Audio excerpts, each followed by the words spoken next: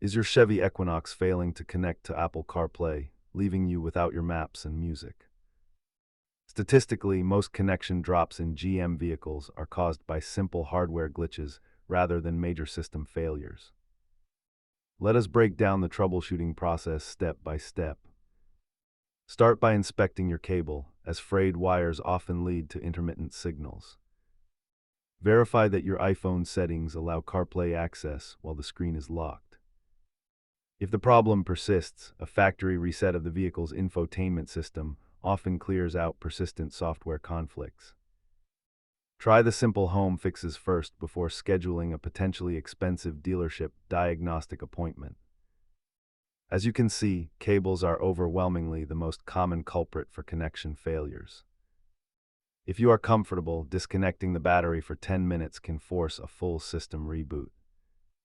Keep these simple tools in your glove box to handle unexpected connection issues on the road. Always remember that these systems are just computers, and they occasionally need a fresh start. If these steps did not work, it is time to visit a dealer for a system update. Thanks for watching.